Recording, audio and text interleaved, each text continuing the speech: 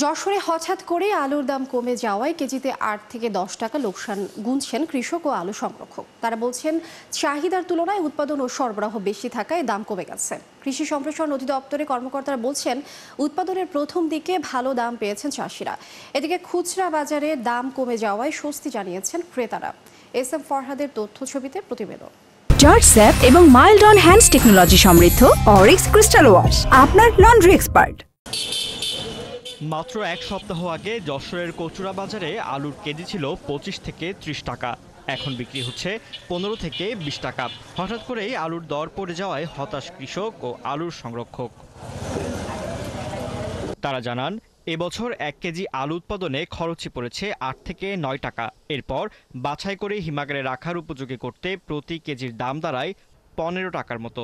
এর সঙ্গে হিমাগার ভাড়া যুক্ত হয়েছে ৫ টাকা। বস্তা কেনাসহ পরিবহন ও শ্রমিক খরচ মিলিয়ে রয়েছে আরও ৩ টাকা। অর্থাৎ হিমাগারে ১ কেজি আলু সংরক্ষণ করতে খরচ হয়েছে ২৩ টাকা।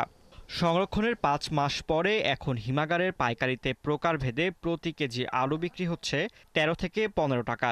এখন প্রতি কেজি আলুতে কৃষকদের ৮ থেকে ১০ টাকার মতো লোকসান দিতে হয়েছে। ২ বছর কম ছিল, এই আলুর দাম দেখে চাষি এত পরিমাণে লাগাইছে, আপনার আলু অন্তত স্টোরে জায়গাতেও ৪-৫ মাসের আলু এক্সট্রার বাইরে আছে। 50% আলু আমার বিক্রি হয়ে গেছে। আমার এভারেজ ২৮ থেকে ৩০ লাখ টাকা খরচ করে আমি কিন্তু ৭ থেকে ৮ লক্ষ টাকা পাবো। আমি তো ফকির।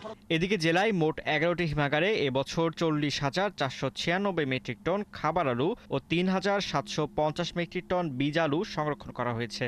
এদিকে জেলায় মোট ১১টি হিমাগারে এবছর ৪০,৪৯৬ মেট্রিক টন খাবার আলু ও ৩,৭৫০ মেট্রিক টন বীজ আলু সংরক্ষণ করা হয়। কৃষক ব্যাপক হারে আলু চাষ করছে, আমাদের চাহিদার তুলনায় অনেক বেশি চাষ হয়েছে।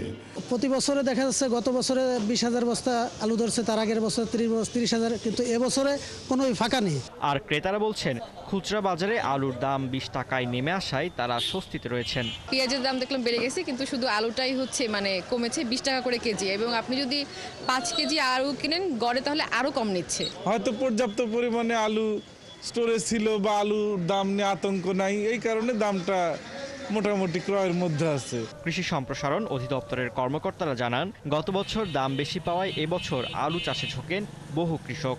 ডাম্পিং অ্যান্টি ডাম্পিংয়ের যে সিস্টেম বাজারে রয়েছে, এটাকে যদি ভালোভাবে সরকার মনিটরিং করতে পারে, তাহলে এই আমার মনে হয় যে সামনে যে বীজ মৌসুম, শীতের মৌসুমে কৃষকরা কম দামে বীজ পাবে।